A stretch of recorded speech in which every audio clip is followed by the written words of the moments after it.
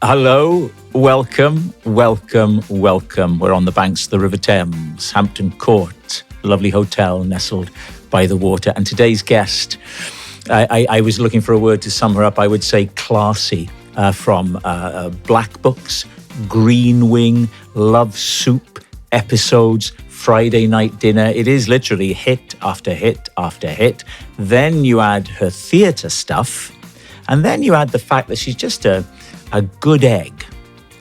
It can only be one person. Ooh, a good egg. It's Tamsin Greig.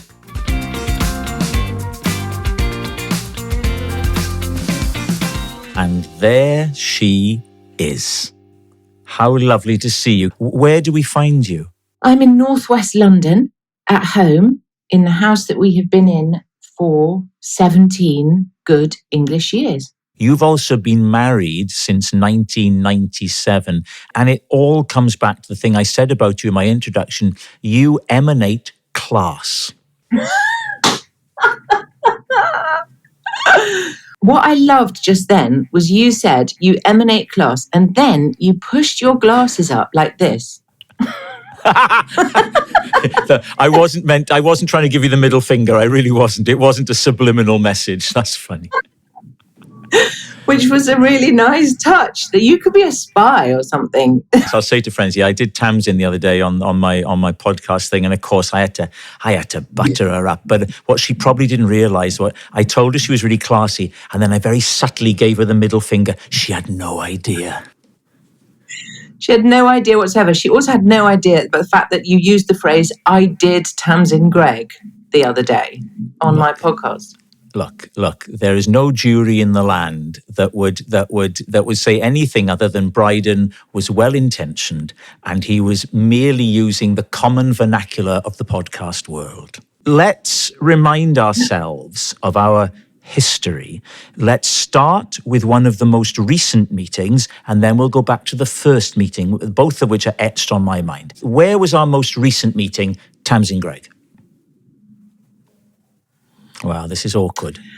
It's really bad, isn't it? I think I last saw you on stage at the Old Vic in a production. I can't remember the name of it. It was called Future Conditional. There you go. And it was by Tamsin Ogilvy. Exactly. Married Stephen Boxer. And you were excellent in it. And I very much enjoyed that. Now, that's when I think I last saw you. Are you going to tell me I'm wrong? I am going to tell you you're wrong. Yeah. The last time that we enjoyed each other's company was in the auspicious surroundings of St. Paul's Cathedral. Oh, yes, we did that as well. No, we did some readings at the Carol concert. Yes, we did, and it was rather lovely. Was it the same one we did with Eddie Redmayne? Yes. That's why I can't remember you. Oh, very good. There's that class in spades. Yes, I was trumped by the fantastic beast that is Mr. Old Etonian, easy charm and confidence, Redmayne.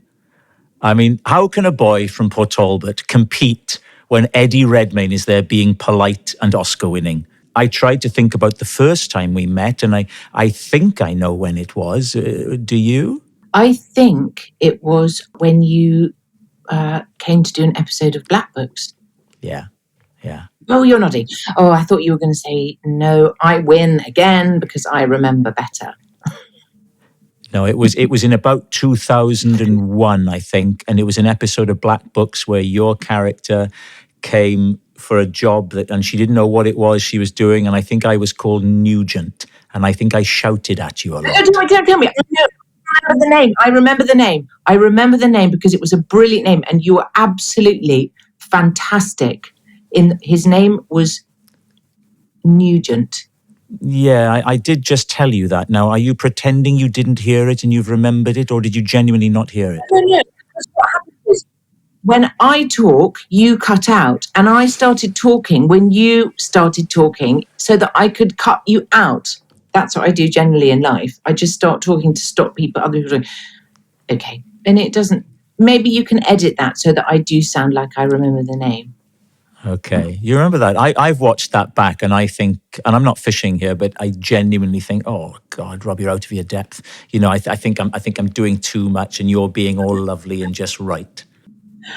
Ah, well, I think you're wrong. I think you're hilarious in it. And what was brilliant about that scene was that you had to improvise a lot of that stuff in the office, you know, when you're shouting on the phone. Yeah.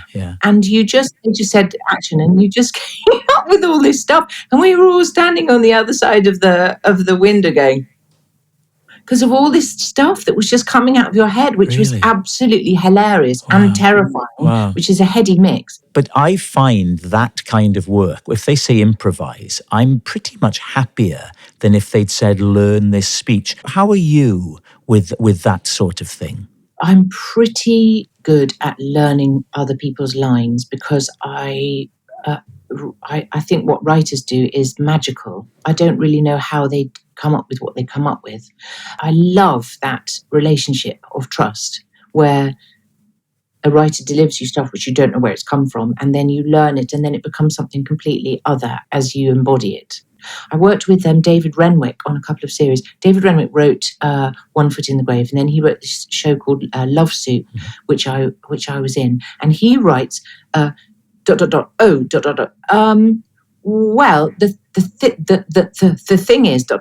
and he would come in and say, yes, I think you're playing 2 dots there, and I've written 3 dots. So his scripts are really beautiful because they sound like people talking rather than just sentences that a writer has crafted laboriously. But it means that, you know, I set quite high standards for myself. And also, I can't improvise. That's interesting. Two things there. So you can't improvise, you say, and you're very happy because I've been on stuff where people are being incredibly pernickety about the script, and I have to say that my response will depend on how highly I rate the script, and if I think it's a wonderful script. And they were quite like that on Gavin and Stacey. They didn't. It had to be as they wrote it, and I was used to being allowed to improvise on things, and people valued it, you know, and they would say, oh yeah, just you can add to this, Rob, if you want. And it was quite hard at first, especially because I knew James. I'd known Ruth since school, so having an old school friend picking you up on a vowel or a syllable was but I also knew it was awfully good writing, so I was willing. Okay, well, fair enough. But I've also done things where I think this writing isn't that great. You know, you can't treat this like it's Shakespeare. Presumably, you're going to tell me you wouldn't be doing the job anyway if you didn't think the script was good. Yes, I don't really need to be here, do I? Because you can answer the questions and pose the questions. And there was me thinking I'd done a lovely job then of asking you the question and then being quiet, and you slam me down. Yeah, I never mean slam you down. I do seem to have that effect on people. You've maintained a really classy output over the years. And I know it's a cliche to say a thing like, oh, if she's in it, it's probably going to be very good. But you have maintained that. How hard has that been in a career to keep those great quality projects? Well, thank you very much for saying all that. But it's interesting because each time I do a project, I never know at the beginning whether it's going to work, whether it's going to be good or not. When I got the job on Black Books, we all nobody knew what it was really. And it was only after the event it came out and became this sort of underground cult classic very quietly. And has gained this sort of status. But it's not like I get up and I go, right, now I am going to find a job in a really brilliant show. You take a punt and then find yourself in the company of brilliant people. Yeah, but you must sift through a lot of stuff. You must turn down a lot of stuff that doesn't meet the standard for you. I do turn down stuff. And I'm also, you know, I really like going for a dog walk. And being at home, you know, with my family. So, you know, it has to be really good to make me leave the house.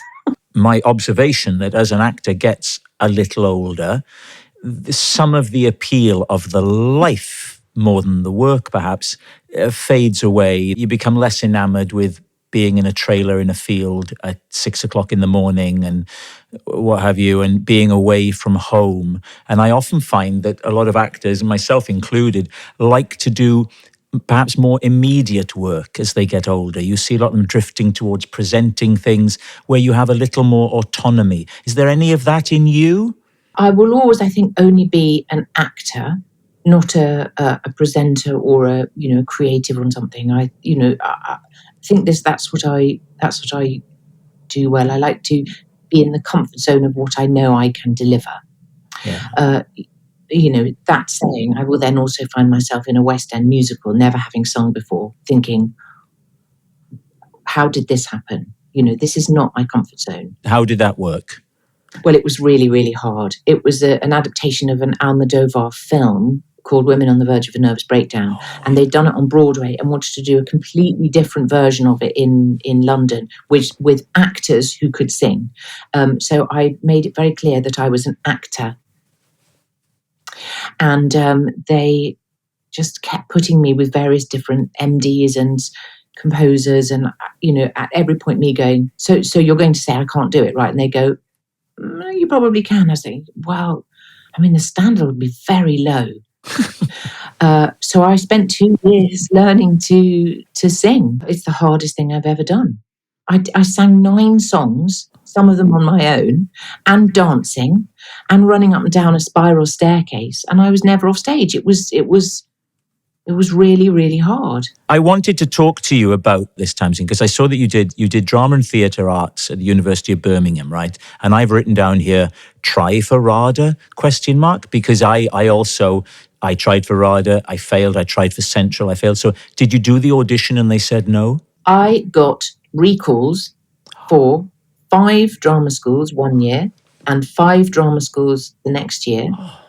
Got to the recalls and didn't get into any of them. So I did try, and then went to university and actually had a brilliant time at university. Presumably there are some young people watching, listening to this who want to be actors.